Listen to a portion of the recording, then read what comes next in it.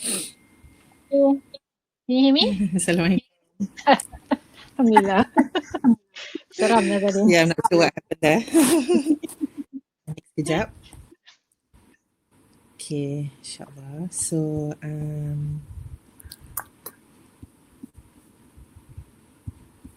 it's just...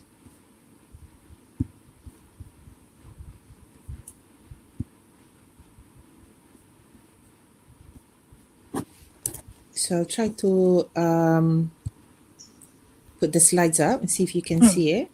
Okay. Tak banyak pun, gambar je. Okay, bosan sangat.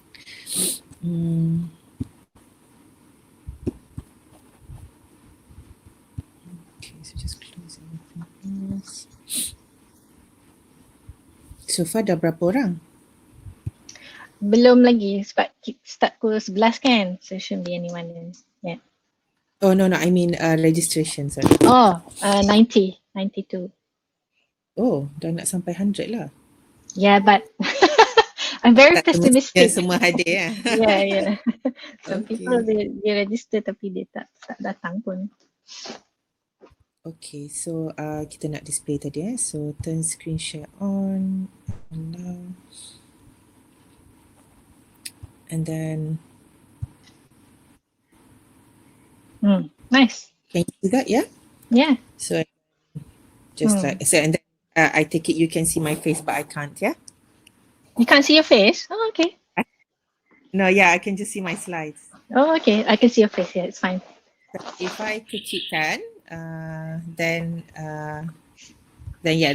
I will. Then it will become like this. But can you see your If I face? see this. Well, if I look at this, but it will then show this screen. Okay.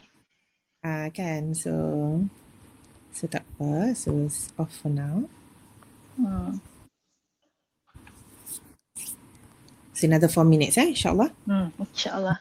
Nanti nak tunggu quorum ke ataupun you just gonna start on time? It is recorded so people can catch up. I don't mind. Yeah, you make the call. Okay.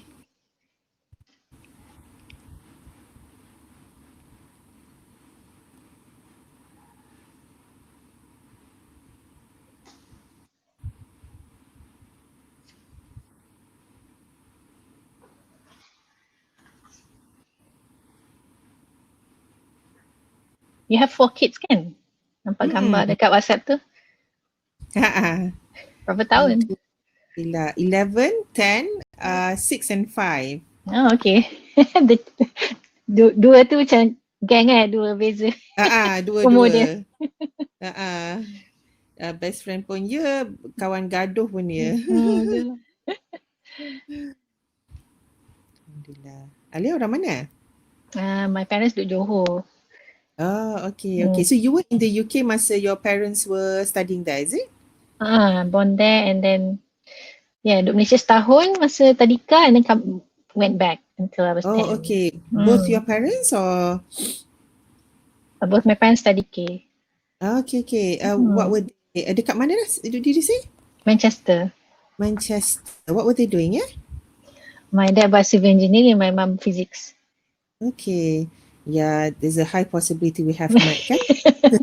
Your parents, your parents both ke yang so kat UK? Masa tu my dad was doing his cardiology training and my mum buat her pediatrics training. Oh, I see. So we were in Glasgow and London from bila? From when I was 5 till I was 11. Okay. Yeah, similar time. Kan? Itulah, ingat je ramai jumpa budak, anak-anak kat sana cuma tak ingat siapa. It's nice lah. As in nice memories of childhood over there, kan? So that means you spent your childhood there, is it? Sorry? You spent your whole childhood kat sana ke? Almost, just like 1 or 2 years dekat Malaysia. Yang primary school, is it? Or you Tadika. I never went to primary school in Malaysia. Okay. Yeah, because my dad buat dia A levels and then degree and then I was born and then balik Malaysia jap and then balik buat masters and then balik Malaysia jap and then balik buat PhD. You're the eldest. Oh, memang I'm the back and eldest. forth lah. So that means you were there till umur berapa? 1993. Okay, so sekolah rendah kat sana lah. Yes. Okay. I'm trying to find photos. I don't know where they've gone. Suka letak gambar tapi banyak sangat gambar sampai nak cari pun tak jumpa. Gambar from what year? That's the thing. Nak cari spesifik gambar pula tu. Oh my dear. I've got like thousands on my phone. I need to puluh thousand kan? Tens of thousands kan? Tens of thousands kan sekarang? Tens of thousands yeah, possibly. I'm not sure how much. It's that's why the memory is so full now. Aduh, tak apalah. I don't think I'm going to find it. It doesn't seem to be popping up. The one that I want. Yang lain semua ada. Okay, never mind. Gambar apa? Nak cari? Tak adalah gambar hari exam. Nanti presentation pun banyak juga kan? Banyak gambar. Tak, gambar je. Tapi actually tak adalah banyak sangat. Sikit-sikit je, tak bagi boring.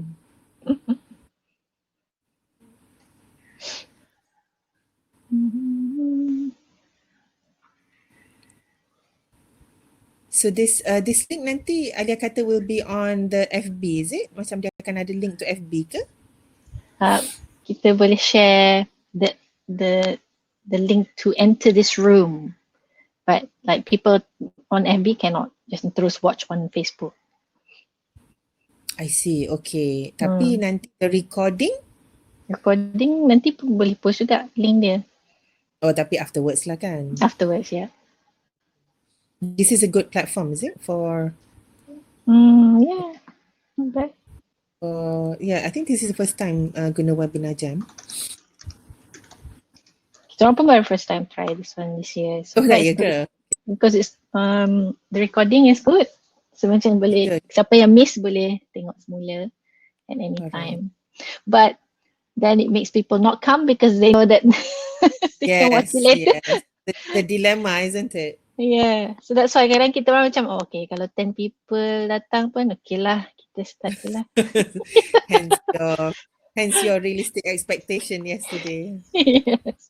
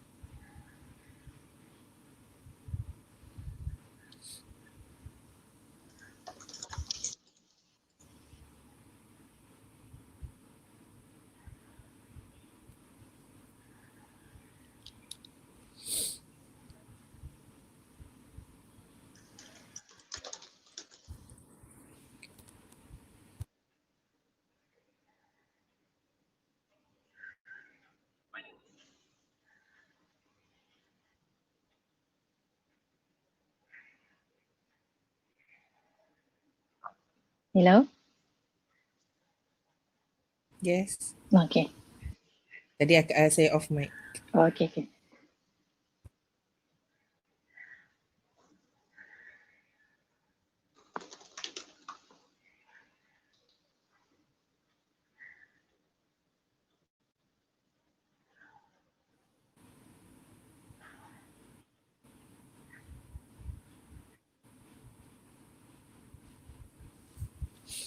Do you prefer to start on time or do you prefer to wait? You might wait for maybe 5 people baru 2 orang masuk. Okay. Dah ada 2 orang lah. Oh, 2 orang tu bukan kita lah. Bukan kita. No, it's not. Oh, that's hilarious. Hello. But this is on air now, right? Yes, on air. So, yep. Nanti I edit lah. Yeah, it's recorded us laughing and stuff. So, I'll edit it later.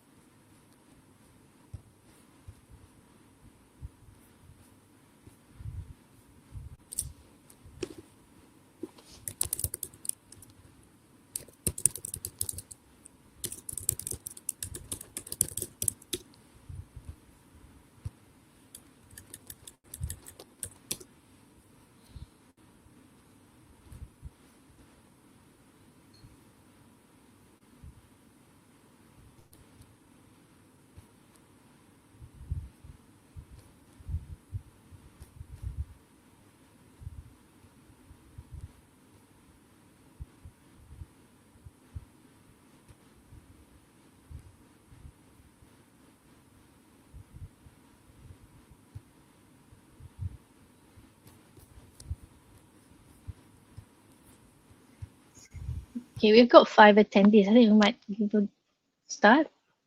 Sorry? We've got 5 attendees already. You want to make a start? Okay, inshallah. Okay. Bismillahirrahmanirrahim. Alhamdulillahi Rabbil Alamin. Wassalatu wassalamu ala ashrafil anbiya wal mursalin.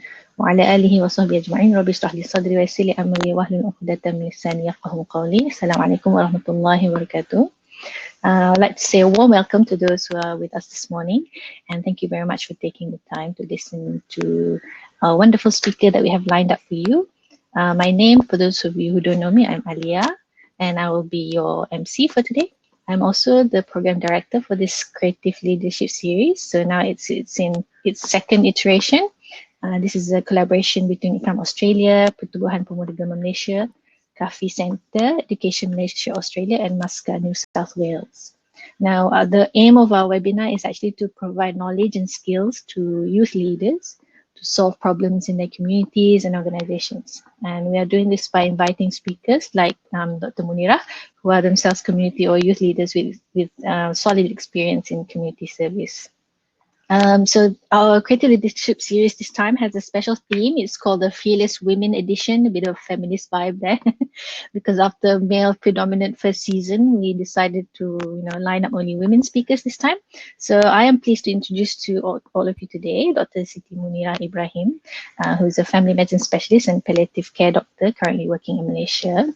She has 4 kids. She's an alumnus of Sekolah Siti Puteri, and then she received the opportunity to study overseas. She completed her medical degree from the University of Glasgow and trained to be a family medicine specialist with the Royal College of General Practitioners in the UK and also UITM in Malaysia. While working in England, she was actually one of the pioneers in a campaign to abolish a surcharge that was imposed on migrant doctors working in the UK. It was quite burdensome for all those involved. So she agreed to be featured in newspapers, which is something not everyone would have been brave enough to do so. As you know, fame is not something that we appreciate these days because it's a bit scary. So using her voice for this meaningful change, her efforts paid off when the surcharge was finally abolished earlier this year. So this made life easier for thousands of immigrant healthcare professionals. Career-wise, it's a very remarkable resume, but she is just as accomplished in community service.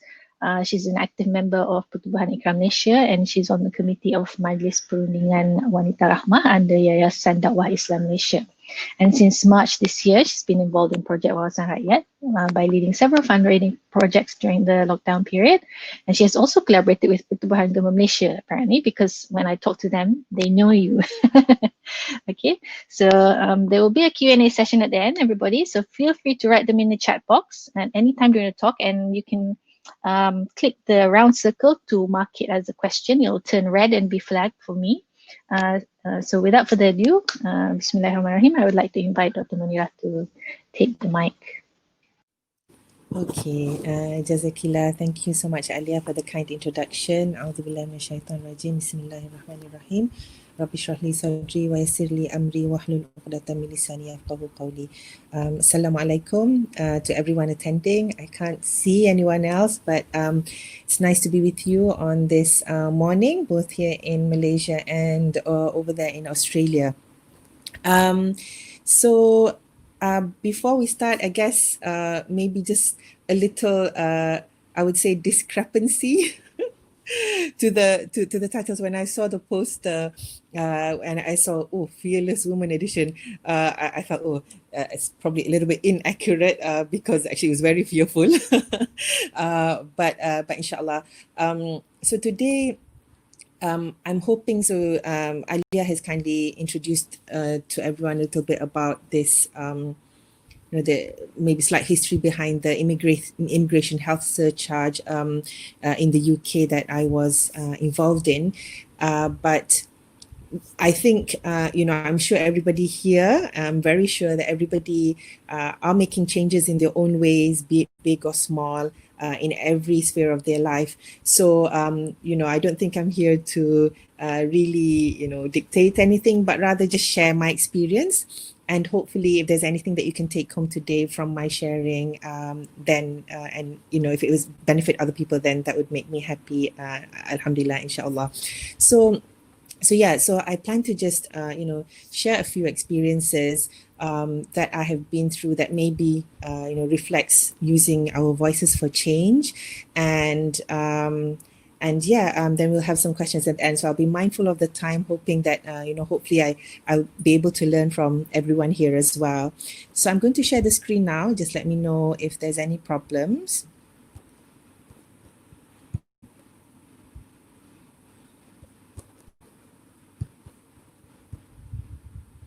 Okay, so using our voice for change. Yeah. So first of all, I'm sure all of us have something that becomes our motivation in life. Yeah. So these are mine. As you can see, these are my 4 children, and I am training them from young to be superheroes. Nah, just kidding. So basically, you can all be superheroes in our own ways, but they basically motivate me every day to be the best version of who I am, inshallah. And on the right here, on the most right, is my mother. She is my pillar of strength. Very jolly, happy-go-lucky woman. She's a pediatrician. So she's my rock, but at the same time, funnily, she's the most anxious person when I start giving talks everywhere. So she always tells me, don't tell me beforehand, tell me afterwards when you've done it, so that I'm not, anxious beforehand. So that's my mom. Beside her is my supervisor, my educational supervisor, Dr. Qureshi, who basically supported me all throughout my training in the UK for the 5 years that I was there. So this was my mom. We visited her, Dr. Qureshi's house when she came to the UK to visit me. So the next slide, this is my passion. So I found my passion at Rotherham Hospice when I was doing one of my rotations in the UK, part of my GP training. Basically fell in love with palliative care, fell in love with hospice, and vowed to go back there after I finished training. They're still waiting for me. In fact, they just offered me a job recently, but I said maybe it's not the time just yet. And so I'm doing the same thing now, alhamdulillah, in Kasih Hospice, which is based in PJ. And these are the pictures at the bottom. So this is our little and bright team of doctors and nurses and Kasih team, basically. Okay, so I'm just going to share with you a few stories, and I said these are just sharing, and I'm sure some of you have done even bigger things than what Alia has mentioned, but yeah, let's just share some and see if there's anything that we can take away. So this is a smaller scale thing. So I just wanted to share. So there was one time in Port Dickson where we went there for a day conference, and then I went to the surau to pray and realized that, first of all, the area for the wudu was not covered. So, as a woman, that's very tricky to take wudu in an area that's not properly covered. It was like exposed to the door. And then the other thing was the barrier between the male and female section had holes in them. So it's very pretty, but not very good for, covering your aurat. So I thought, oh gosh, this is not very convenient. So gave feedback to the desk. And what happened was a couple of days later, I got a call from the manager of the place and said, he was very thankful. Apparently he was a foreigner, very thankful for the feedback because he had no idea that was, wrong in any way, and offered to give us a free stay at the resort because of that feedback. So I thought, well, we didn't actually get to go, sadly, but so he made changes to the prayer room. And then IKEA opened in Sheffield when I was there doing my GP training. And when we went there, in the UK, similar to maybe in some parts of Australia, where there's in winter time, the prayer times are very short because of the short days, and sometimes when you're there for a few hours, you may struggle to do your prayer because of those short times. And then the other thing I noticed was the cutlery was so dirty, like it wasn't washed properly. They always had stains on them. So I wrote a long email to the administration saying, could we possibly have a look at the cutleries? I'm not sure they're washed properly. And also, is it possible to have prayer room for Muslims who wish to do their prayer while they're at IKEA, even just, a small room? And I didn't hear from them. So I thought, well, never mind. I've given my feedback. But then a couple of weeks later, I noticed that the cutleries were significantly cleaner, no more dirt marks on them. And suddenly there was a prayer room, 2 prayer rooms, in fact, male and female, makeshift, but really proper prayer rooms that were designated for Muslim prayer. So, alhamdulillah, I mean, obviously, when I did these things, I didn't think that, there was maybe anybody would look at it, but I just thought, well, why not voice it out, give feedback, and alhamdulillah, they were taken into consideration. So, on smaller scale things, there's so many things that we can do, actually, just give feedback. Sometimes people don't know about it, people are not aware that, these are our requirements, especially in countries where, maybe, other people are not so aware about our Muslim requirements, but even so in Malaysia, with anything really. So yeah, just give feedback. Okay, moving on to maybe a more medium platform. So this was during the year of 2018. Or maybe 17 going on to 18. So I was going through, it was after my palliative care rotation, so I was all, happy and fuzzy and warm from the palliative care rotation, but obviously sad to go. And then I went into my pediatric rotation.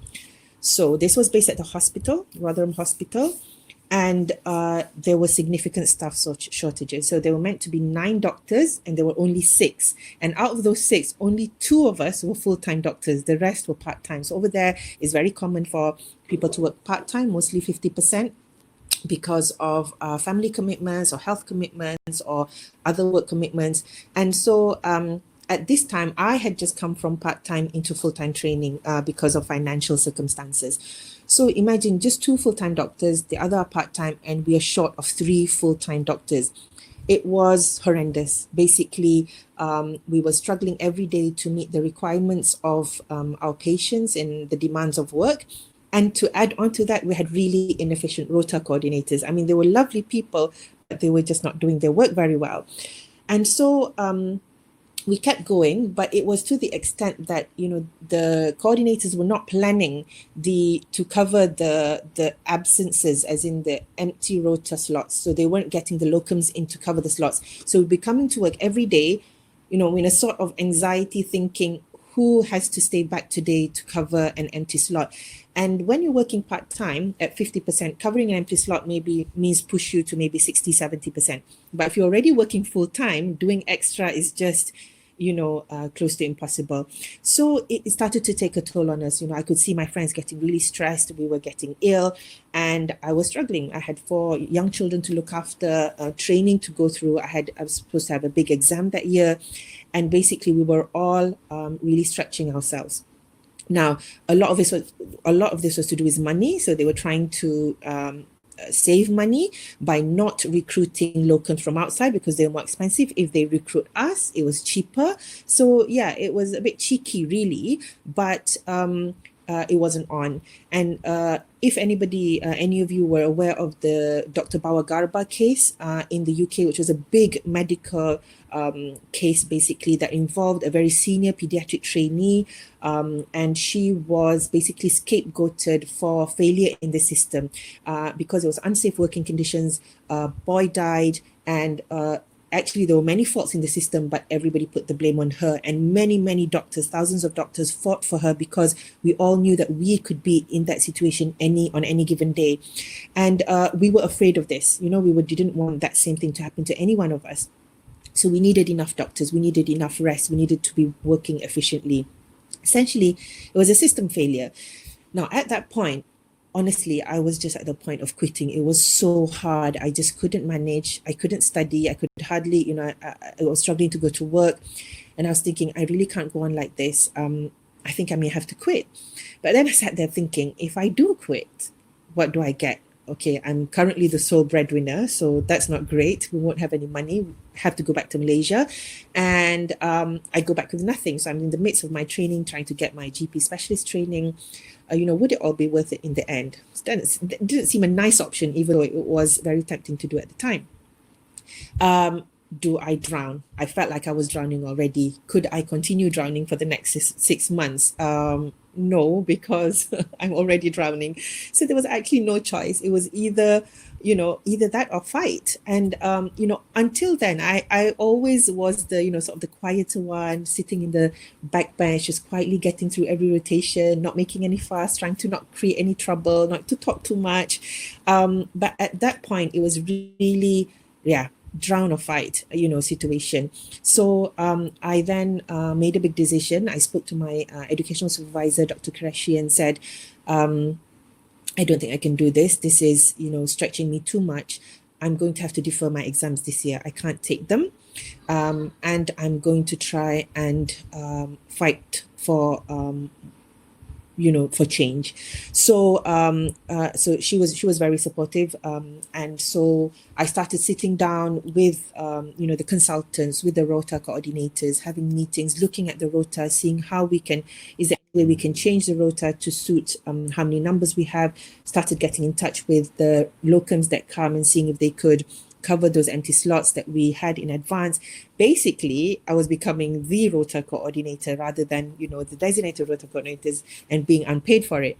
But, that was the only way to survive, making sure that these slots were filled in advance, making sure that we all knew what sort of jobs we had to come to do on the day a week in advance. So it took a lot of hard work, a lot of trying to bargain things with the administration, with the consultants, and trying to make them see that this is unacceptable. There are ways to rectify it. There are ways to attend to it, but obviously it costs money, and you have to fork out the money. There's no negotiation here, and obviously all the other doctors supported this.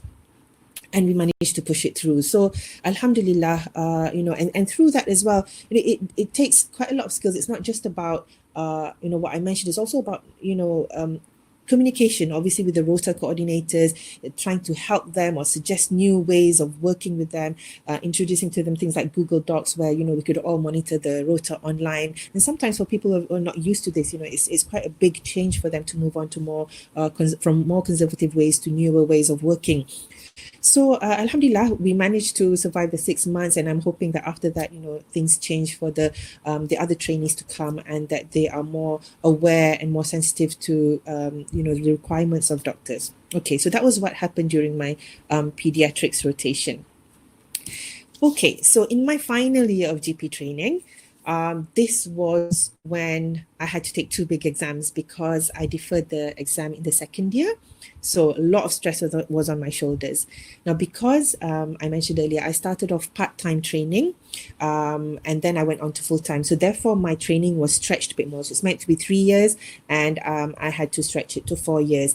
And therefore, I had to pay that for that final year, £5,400, which is equivalent to about 30,000 ringgit for a 1-year visa for myself and my family. And obviously that's a lot of money. I was a sole breadwinner. And during that time, there was talk in the news about the government wanting to increase this, what was so-called the immigration health surcharge. Okay, so this is a surcharge. So when we want to work in the UK, similar to other countries as well, you need a visa, okay?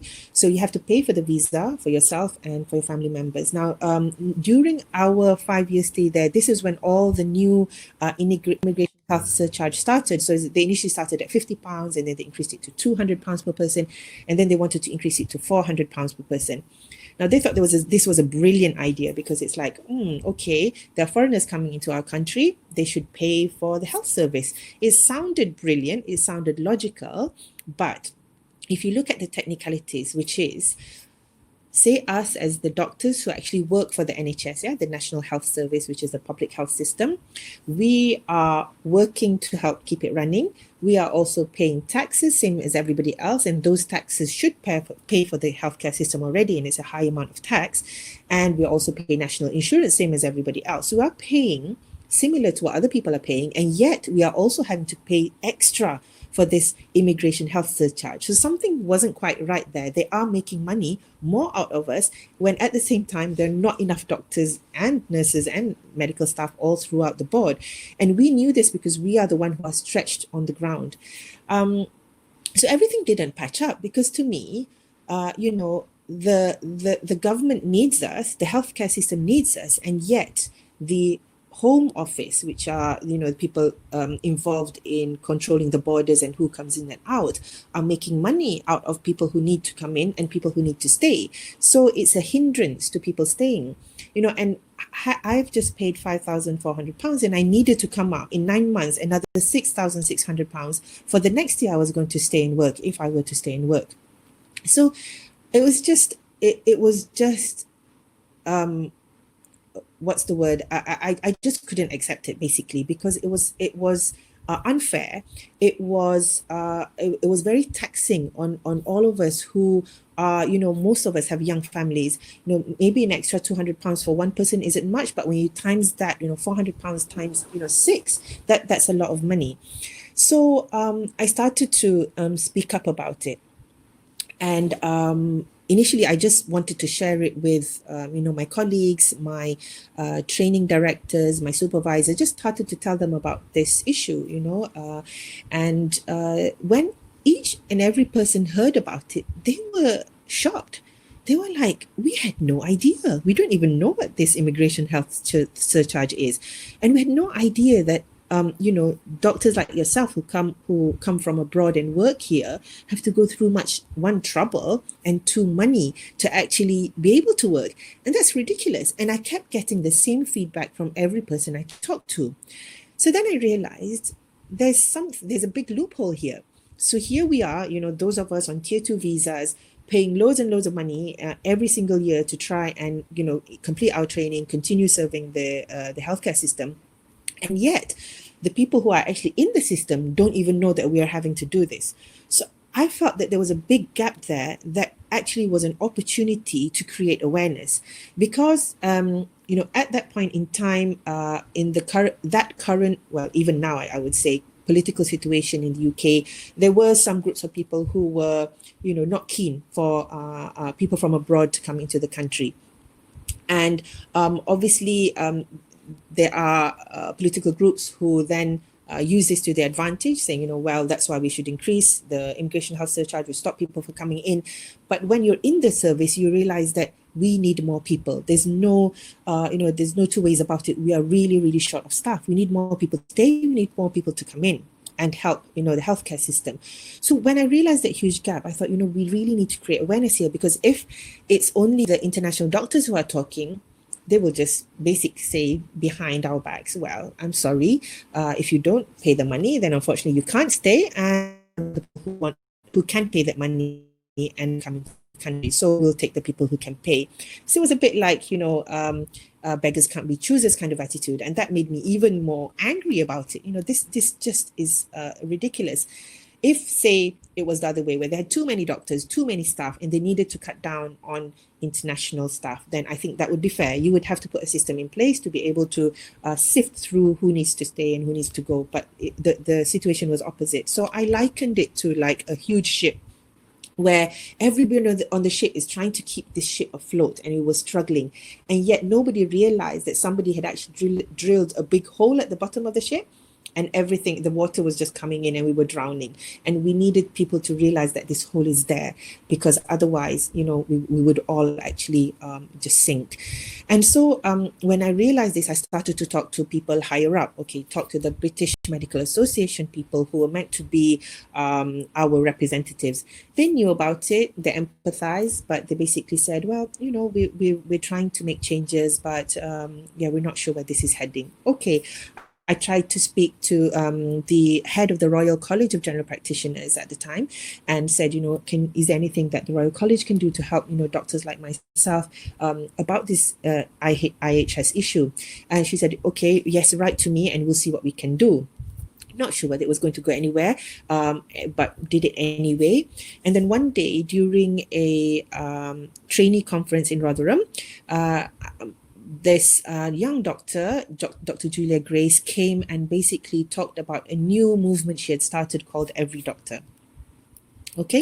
So she basically was telling about this new movement she had started. She's a psychiatric trainee, and she basically took time out from her job because she felt that doctors weren't well represented by the bodies that are already around. So she decided to start this movement.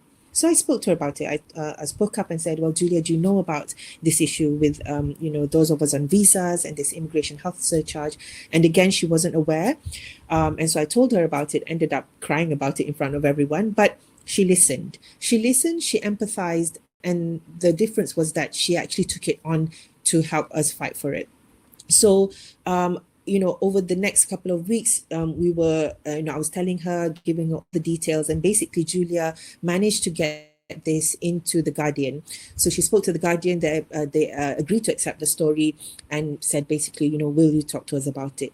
So at this point, it was a very scary moment because I've never done anything like this in my life. And, being a Muslim, female, brown, hijabi, it sort of just ticked all the wrong boxes if you are anti all these kinds of people, which there were plenty of them around at that time, especially with the current political climate. So I was thinking, what am I doing here? Is this really, the right thing to do? But at that point where I was at the end of my training, I was very angry, passionately felt strongly about this. I didn't feel that it was fair for this to go on. I mean, I'm sure there are many people, thousands of other doctors who are facing the same thing, but probably can't speak up about it because, very fortunately for us as Malaysians, we have Malaysia to go back to. And, it's a lovely country with a good healthcare system and there's job opportunities. But that's not the same for other doctors who have migrated, maybe given up their whole life to go to the UK with their families and start a new life there. They may not have something to go back to. So they do not want to put their life or their families on the line. They probably won't want to talk about it. And so I'm thinking, what's the worst thing that can happen? Okay, the worst thing that can happen is probably they kick me out of the country and I go back to Malaysia. That's not such a bad thing.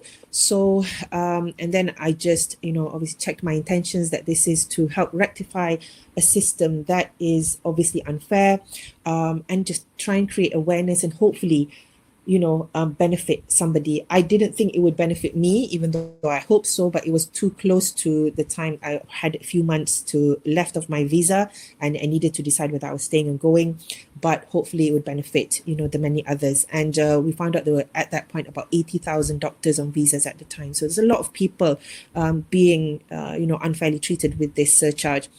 So we made it into the Guardian, and so this was the a snapshot of the paper article, and basically it was just my account of it, and it was part of a bigger article about the whole details of the immigration health surcharge. So that was a very scary moment.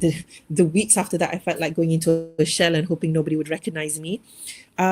But it got the snowball rolling. And so, people started sharing about it, people become more aware about it. And the most important thing was that we needed the local doctors, we needed the local people, the British people to know that this was going on, because when they fight for it, then something will change. If we fight for it, like I said before, people would just turn a deaf ear and say, well, tough luck, but that's the rules. So, we were so Julia was part of a big, Facebook group gathering many doctors throughout the country, and people were just shocked to know about this. So, we managed to get the awareness started. Okay. And then nothing much happened. Obviously, nothing happens overnight. But on the ground, things were rolling. Anyway, I went, had my exams and alhamdulillah passed. And by that time, for several reasons, including this, decided to come back to Malaysia.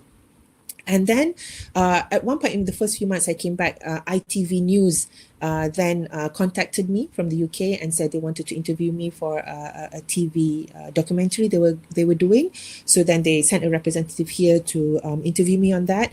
And then few months down the line, Julia then managed to get some MPs, UK MPs, to come together for an online meeting. So this was during the COVID time.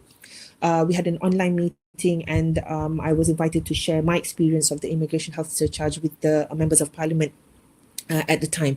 So the snowball was definitely getting bigger. We were reaching higher places. We were making more people aware and concerned about what's going on, and that this needed to change. And then COVID happened. So COVID happened, and because the UK health system was already stretched, COVID, how many lives it took in the UK, much different to what happened in Malaysia, really, it took its toll on the system, and they finally realized that we can't afford to lose our doctors. We need more doctors to come in. We need more doctors to support the system. And the IHS is stopping it, is a hindrance, it's not helping. And so, subhanAllah, during Ramadan, I woke up one morning and, people were just sending me this news from the UK that, they decided to abolish the IHS. And that was one of the happiest days of my life. Like, it was, when you pass in a big exam or something, I was just so joyful. I felt like had it not been COVID, I would be out there on the streets hugging everybody I see, because it was such, wonderful news. And, even though I didn't, benefit directly from it, but I'm just so, so happy that it could help so many people, there in the UK. So this is Julia Grace highlighting this, sort of this story in the large Facebook group that we are part of. And yeah, this was a year later, basically. So yeah, what we did a year ago that, really had no idea how it was going to turn out. And Alhamdulillah, at the end of the day, it's all from Allah. And so now they are really looking into the IHS and seeing how they can rectify this system to help improve working conditions and the rules for, international doctors staying and also coming in to serve the NHS. So that was a story about that. So basically, I'm trying to put some points down in terms of what we can do when we want to be the voice for change. Yeah. Whether it's small scale, medium scale, big scale.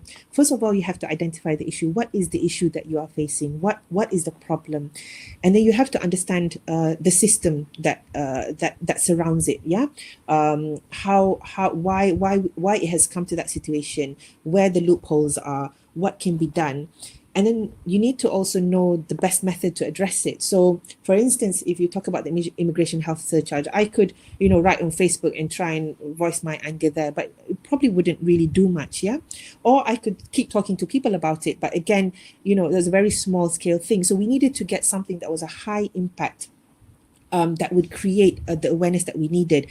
And for something like, the IKEA story, so, who do you talk to give feedback? So you have to know what is the best method for that particular problem to do it in the most efficient way. The next thing is, what is important is you need to know your strengths and weaknesses. Okay, for instance, I'm a person who can talk. If you let me talk, I probably won't stop talking. But I'm not that good at maybe what do you call it, writing things down. Yeah, keeping track of things in a sort of clerical manner. That would be my weakness. So when you know your strengths and weaknesses, you can then use that to your advantage and know what not to do. So the other way of looking at strengths and weaknesses is, for instance, I mentioned earlier, in the UK, where I'm a minority, yeah, Muslim, female, brown, hijabi, that can be a weakness if you look at it a certain way. So I have to be aware of that as a weakness. It's not a weakness actually, but to some people it is. And when you know that society can use that as a weakness, you just have to be aware what you're doing and the sensitivities that it can create. Yeah. But I also had strengths. So, for instance, I was involved in charity work in the Rotherham Hospice, so doing charity work for them, trying to raise money for them, involved in their fundraising efforts. I was also involved in community work within the Malaysian Society in Sheffield. In my sort of colleagues that were doing my GP training with me, I had my support system there. I had my supervisor who supported me, my educational supervisor, my clinical supervisor. So, and my patients, because from my training, I realized that my patients are one of my feedback mechanisms to say that I'm doing a good job. I am a good doctor. They do want me there. They do want me to stay on. And that is a strength, yeah? So when you know what you have, you can use that to your advantage. And when you know your weaknesses, to sort of manage that, the sensitivities of the society around you, of the system that is present. It's really important because you don't want to take the wrong step and, for it to go the wrong way. And then this leads on to the next point, which is form your support network. So when you do something, when you are voicing for change, you are essentially going against the tide, you are going against the norm, and you really need support. It's a really hard thing to do. It's quite a scary thing to do. And so you need to have that support ready, to keep you going at the times when it's hard, at the times when you doubt yourself, at the times when it's maybe not going so great. And to have that in place for you when you need it. And always, always, always focus your intention. So, despite it being hard at times, at the end of the day, and very fearful, thinking, oh gosh, will somebody ever find out? Do I get kicked out now before I even finish my exams or my training? But at the end of the day, the intention was to help other people as well, help myself if I could. But if it helps other people, then we need to keep going, because if nobody talks about this, nobody will know about it. So somebody has to do it. So the intention must always be right. And obviously all along the way, the importance of istikharah, so that, Allah guides us in every step, in everything we do, in everything we say, in every decision that we make. And also the importance of istishara. So always discussed, with my supervisors, with Julia, with the important people around me, to know that, am I doing the right thing? What else do I need to do? What else can be done? What are people saying? What's the feedback we are getting? And where to go from here. So this always, this communication is really important. So those are the things that I felt, are crucial to be aware of when you want to be a voice for change at any level. Now, change only happens when enough people speak up in the same voice. So at any, especially if you're thinking of bigger change, you need to be more people to be aware about it and saying the same thing, pushing for the same thing. And only then, we can actually effectively make a change. And when we say be the voice, you don't necessarily have to be the one talking. We are being the voice by bringing the same message. Yeah. So you either be the voice by saying it out, you either help the voice by spreading the message, making more people aware about it, passing links, use different platforms. I mean, especially in this day and age, we've got all the social media platforms. We can use anything that is at our disposal to spread that message. Make sure that we reach, the pockets of society that needs to know about it, the important people, targeting the right people that needs to know to make this change.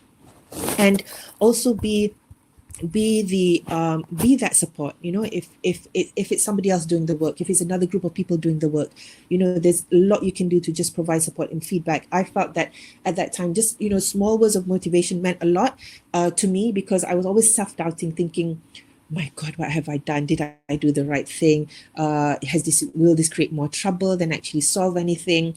Will other people get in trouble for this? Will I get in trouble for this? And always, questioning, because it is a big thing to do. It is a risky thing to do. But then when people feedback to you, thinking, oh, great city, over there I was known as city. This is great city. You're doing really good work here. We had no idea about this. Even random people who I didn't know in the doctors network, like, thinking, oh yes, city, I had a similar trainee in your same position. This really should be abolished. We had no idea this is how difficult it is for all, you doctors on visas. So that just gave me the strength that I needed to, all right, I'm doing the right thing. Inshallah, this is helping to create awareness and hopefully change at some point. So it's really important to be that feedback as well. So if you're not, if you see groups or people advocating for change, the least you could do is just provide that support and feedback, which is really, really helpful to those involved. Okay, so never underestimate. So I mean, what I may have been sharing are quite big scale things, but even when I did it, I didn't think it as a big scale thing. It was just something I felt so passionate about. It was out of desperation as well, and sometimes I think desperation and stress actually can push us to levels that we have we can't imagine that we can do, but actually inshallah, with Allah's help, we can actually make a change just by voicing out. And never underestimate that one drop that we create, because one drop can create a ripple, and it's the same ripples that create tsunamis. So be that drop. Just start making that change, voice it out, talk about it. And I think looking at the context of being abroad, being a minority in a Western countries, Australia, UK, similarities there. Actually speaking up is not just, about big things. I found that, so one of the things that I try to do in my workplace every year is try and make the most of, like, our, for instance, Ramadan or Eid or any sort of Muslim, just to create awareness, because, as we know, in Western countries, a lot of Islamophobia going on. People have, some people have the wrong impression of us. But the only way to break these barriers is actually to talk about it, to be that person where people can ask things. So it's really funny because where I worked at the hospice, where, everybody was lovely, amazing. And I thought, I am, like, obviously a Muslim, wearing my big tudung and, my baggy clothes. And then one day we had this discussion because one of the patient was a Muslim and she wanted, certain things for her end of life. And it started a discussion among the staff. So I thought, okay, this is a good opportunity. So I said, if any of you want to ask me anything about Islam, I know sometimes it's difficult to ask, feel free to ask me. So one of the things the nurses asked, which I thought was, I didn't know whether to laugh or cry. Basically, she said, "So Siti, are you Muslim?" And I was like, yes, but I was just thinking, oh my goodness, all this while I thought this was really obvious, but the first thing she asked me is, are you Muslim? So I guess the thing is talk, because maybe we assume other people know, maybe we think it's pretty obvious, but people don't know. And maybe people generally do want to ask about things and really want to know about us, and the least we can do is create those bridges. Yeah. So and because of that, I gained the trust of people around me by building those bridges. So, always talking to them about Islam, or even but on other things as well. On a daily communication basis, you build good friendships with everybody around you, and inshallah that will serve a good purpose. When you are trying to do something bigger, you have already gained the trust of those around, so they know you're doing something good. They know you as the good person you are, the qualities that you have, the principles you hold on to, and therefore whatever you say after that, or whatever you're fighting for, there's a higher chance that they will support it too, because they know you as the person you are, and not necessarily just the sudden message that you want to bring.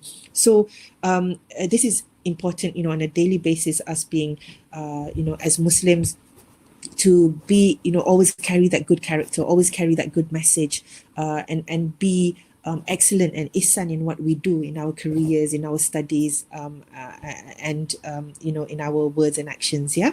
So and always the question that I ask when I'm ever in that situation where I feel so strongly about something, and somebody needs to speak up about it, I will always ask myself, if not me, then who?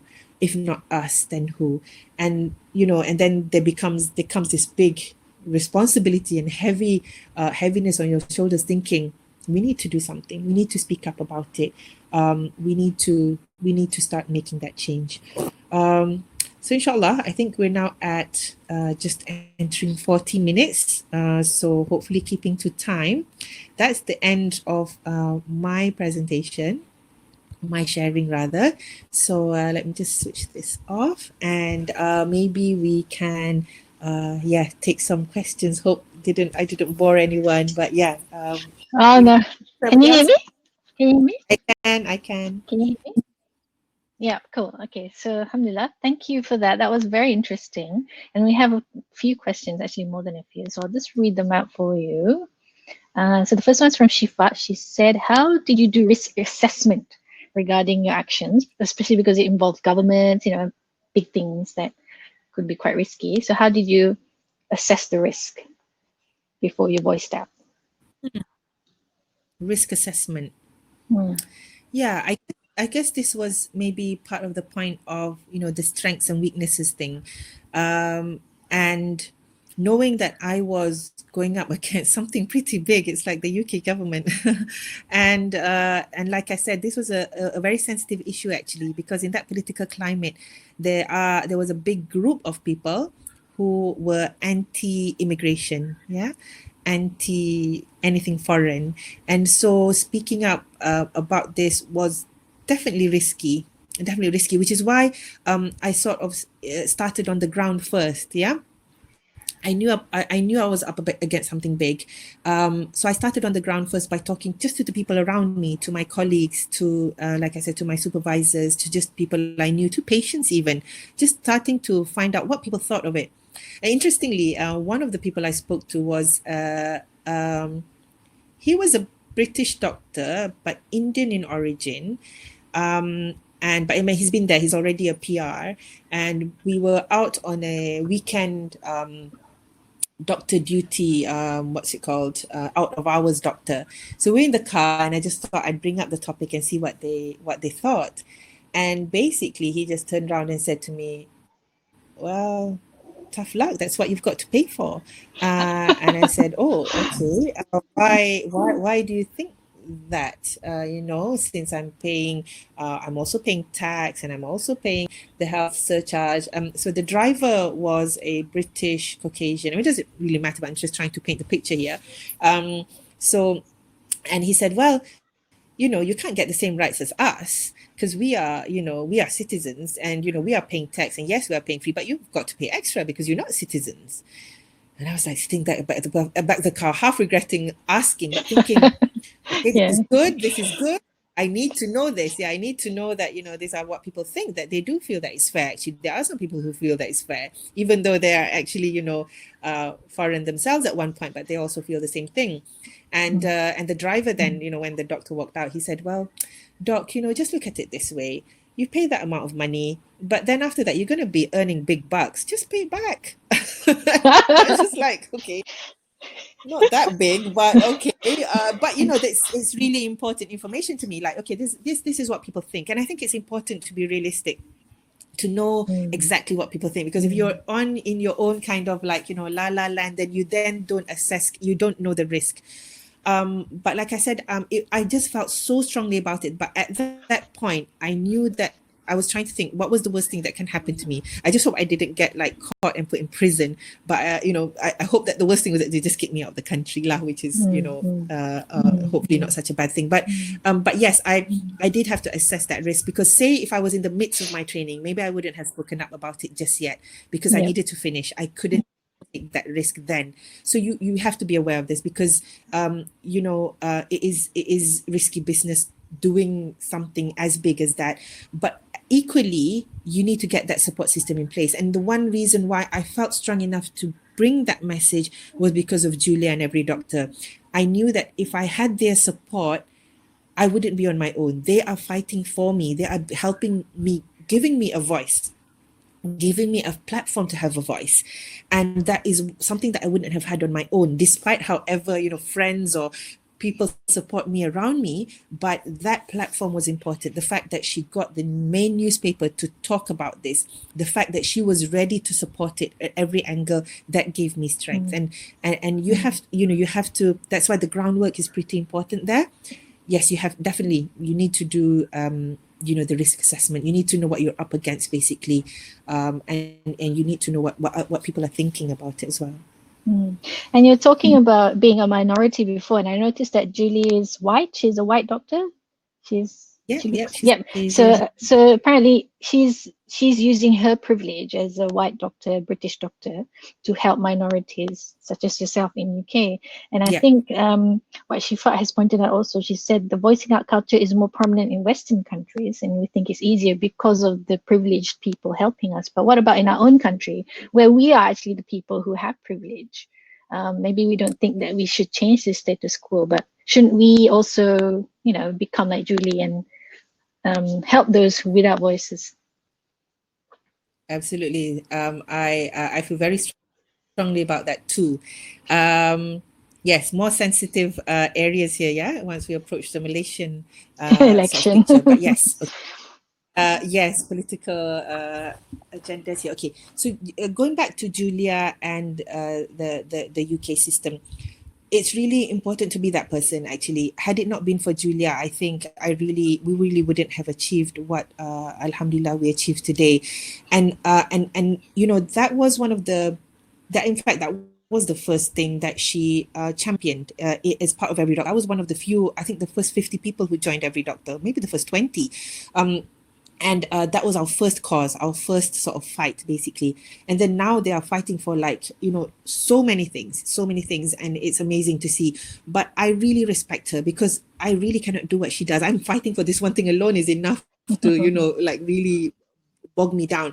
But somebody like her, who speaks up for all the minority groups, whether it be, women doctors, during the COVID, it was BAMI, Black and what do you call it, minority ethnic groups, all sorts of things. And I'm really amazed. But it's really needing somebody like that, who is empathic towards the plight of minorities, that will help give them a voice. And it's absolutely right. We have to know the system, because at the end of the day, otherwise you are, shouting and shouting and shouting. At the end of the day, you're just shouting to a blank wall. And the efforts will, you'll get the pahala, but the outcome may not be there. Okay, now coming to Malaysia, it's absolutely the same thing, and we have the bigger responsibility in Malaysia in a sense, because we are that majority group. And I think, one of the things that I appreciate from having been abroad and being a minority group is I completely understand how it is to be a minority. And I think it's really important that those of us who have been chosen to given this opportunity to be in other cultures, to have that experience, come back and change that narrative in Malaysia. And I think we, as I'm not sure who our viewers are, but say as Muslim, Malay, who are the predominant race and religion in Malaysia, if we fail, if we come back and we treat others the way that people mistreat us abroad, I really see that as a calamity, basically, because we have not managed to change it. What benefit did we go from, did we get just rather than getting a degree from abroad, if we have not managed to change our mindset and our hearts about these things that matter, about humanity.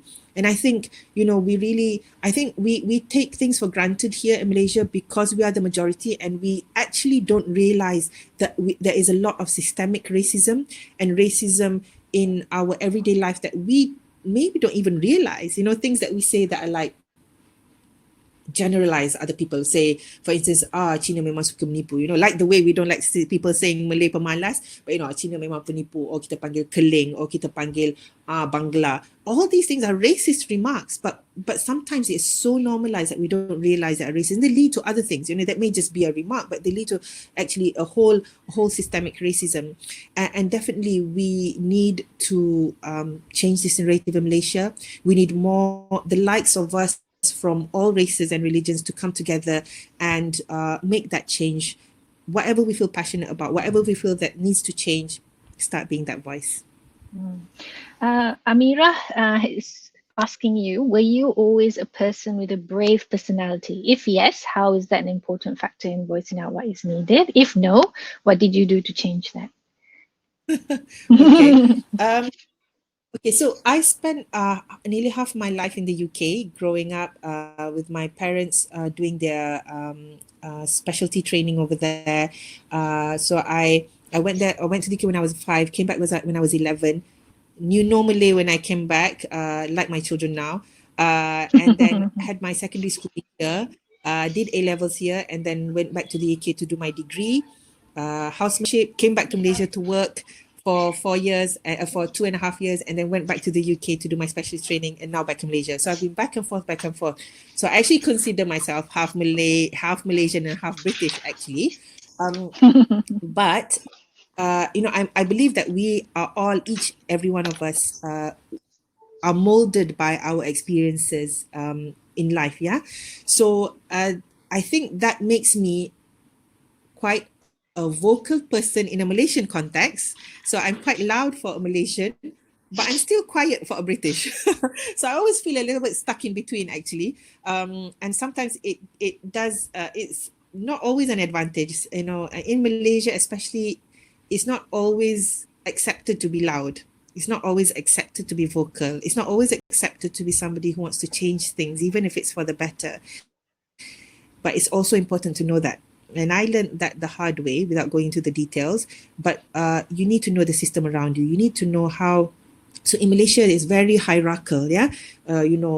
People are very particular about seniority, about how long you've been in the service, about who you are in the system, about your title, your gelaran. The gelaran must be correct.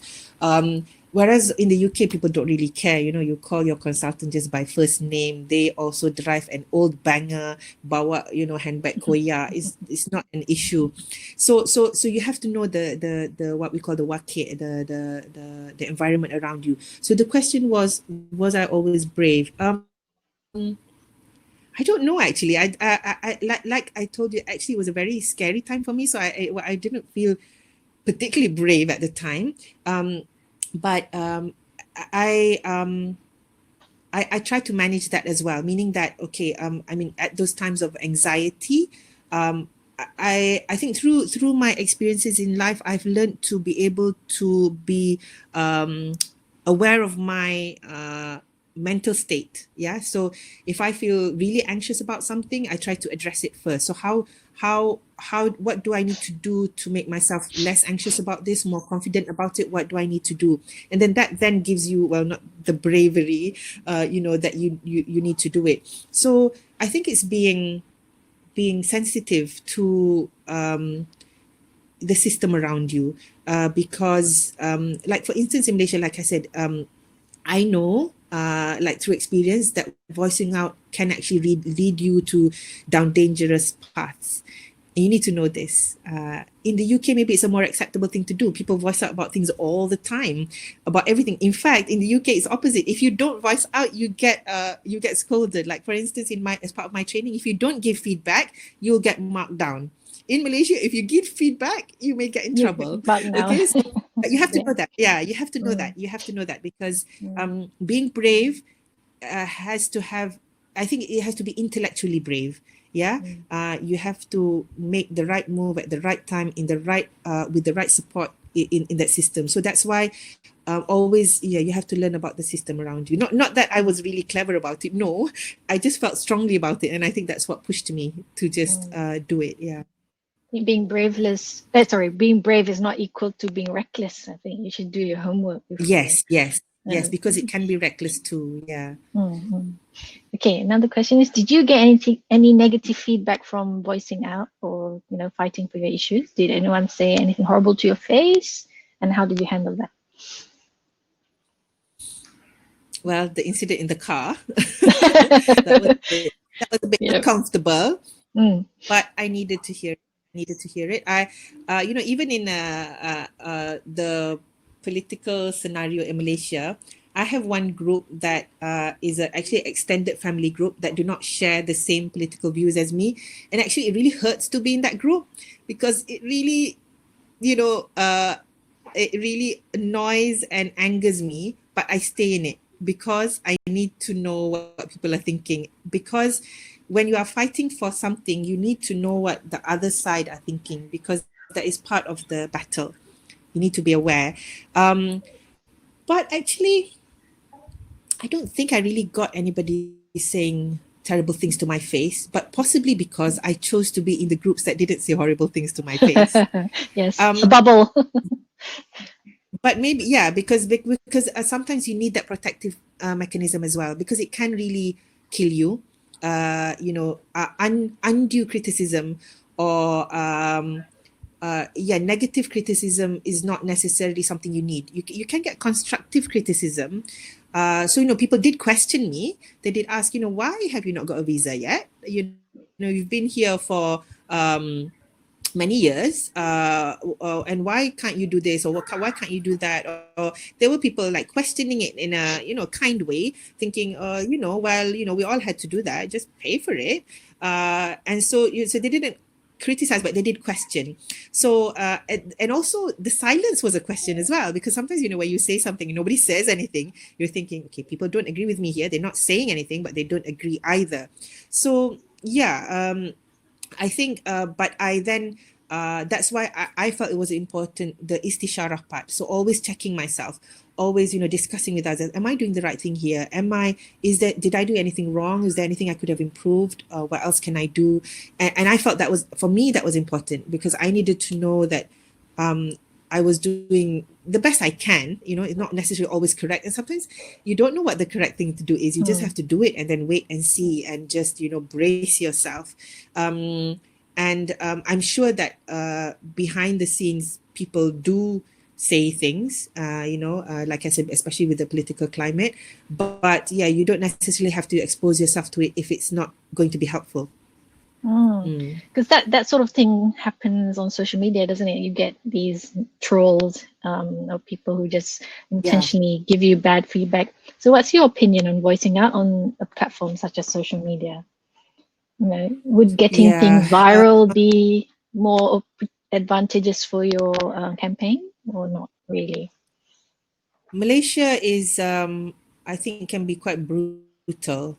Yes. I wouldn't say that anywhere can be quite brutal, but okay, if we're thinking in the Malaysian context, because I've thought this many times when trying to think of making change here, because you can see how one negative viral post can really kill people. Yep. People really use character assassination here, and that's tricky. So you have to know that, and I guess that's why maybe for now I've chosen certain platforms and still contemplating others, because I'm thinking the risk is too much for me. Maybe not too much for somebody else, maybe not too much for any of you asking the question. So you have to know yourself. You have to know the Malaysian what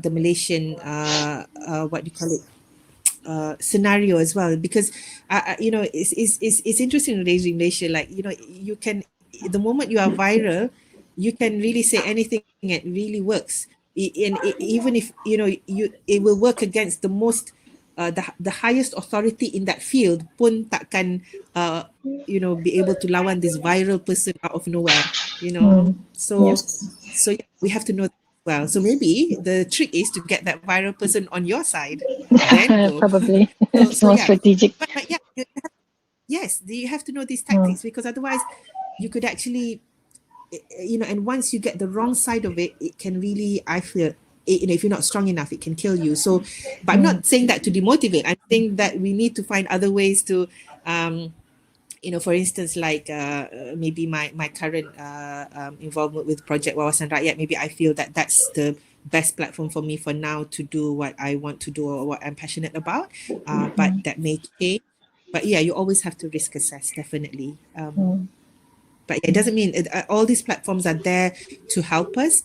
You have to choose the right one at the right time with the right support. And it seems that dealing with people in real life is more effective than just spewing out ideas online. Do you think? Better in what way? They're more effective, isn't it? It reaches more people, gathers more strength. I think in this day and age, it's parallel. It's parallel. To get that influence online, you need to be making those bonds in real life. I see. Only then you'll get that influence online. Because it was those, even though I guess my circle was very small, but because that the trust that I built with those people and the right people that could bring the message forward was then what pushed the media platform forward. If I'd been talking on social media on my own, it would only reach those around me, whether they understood or not what I was talking about, or whether they agreed. They may have disagreed. But definitely the bonds in real life. I mean, me and Julia are, we only met once, but I think, the bonds that we've created, that, I support everything she does till now, and we do still keep in touch, and we would fight for each other of the things that we passionately feel about. But yeah, definitely the bonds in real life are the ones that will push the social stuff. Okay, so one last question. It's quite personal. It's from Zawani. She said there was a recent Huffington Post report about shocking Islamophobia in the NHS. Some were taunted by colleagues about bacon and alcohol, especially those who are visibly Muslim. What was your experience working with the NHS? Did you face any Islamophobia? I mean, this is quite recent, right? This bacon and alcohol thing. So I guess when I was there, I didn't have that specific Islamophobic issue. Islamophobia is rampant in Western countries, and sometimes more obvious from society, especially those who are lack the knowledge of Islam and have a certain view and are very vocal about it. The right wing movements, but equally, when as I said earlier, that I do engage in conversation with my colleagues. So there was one time where I found it very interesting, shocking as well, that I was speaking to a senior pediatrics doctor. So I mean, I regard her as my friend, but she was a senior lah, and she was a lovely person. I trusted her. I loved working with her, and then we started talking about the issues of religion, and then what did I mention to her? It was about, I think it was something to do with the afterlife, that we believe in, and she turned to me and she said, Siti, I can't believe you actually believe in things like that. An intellectual person like you believes in something like that. And I was quite taken aback, trying not to be too shocked, because she basically put my faith together with my intellect, as if, intellectual people cannot think like that. And so that was a bit of an eye-opener for me, because even though this person that I really, got along with at work and really, was a lovely person, actually had those views. And and then you start to realize, oh, what are the other people thinking, actually talking about it. But then the more you think about it, it does get you down.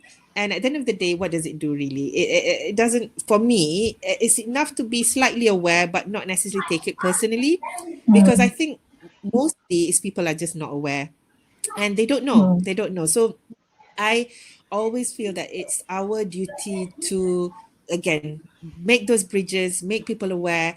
And, at the end of the day, other people are human beings as well. But we need to voice out. If we don't voice out, people will never know. People will always maybe think that we are whatever they think of us. Like the person asking me if I'm Muslim. I'm like, oh my God, I can't believe that that's not as obvious yet.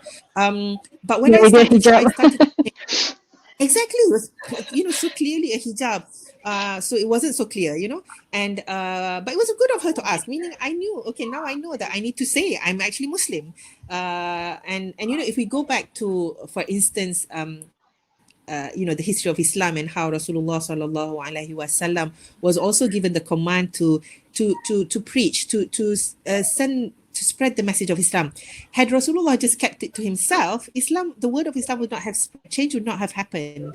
And it's the same to us. We think that it's enough for us to be convinced, but no, we have to talk about it. We have to make other people realize it as well. And I did, a presentation to my hospice colleagues about palliative care in the Muslim patient, because I felt that, well, they were all non-Muslim. I was the only Muslim there. I mean, how would they know about a dying patient if they needed to salat, if they needed to say the shahada, if they needed to face the qiblat? They wouldn't know all this. So I made a presentation and thinking, oh my God, I don't know how this is going to go down. Will people think I'm preaching? Will people get the wrong message? I know I have one or two faces who were a bit like guarded, but actually, after that, everybody was so thankful. They're like, Siti, we've been treating Muslim patients all this while and we didn't know any of this. And it's like, oh, now we know we can put them in this room because it's already facing the Qiblat. Now we know that we can use your pictures of how to take the wudu, which is a basin and a jug. We know that, okay, they have to cover their awrat for male and female is what this is dignity for them. And we know that, before starting them on something like morphine, which will make them drowsy, that they may want to say the shahada first.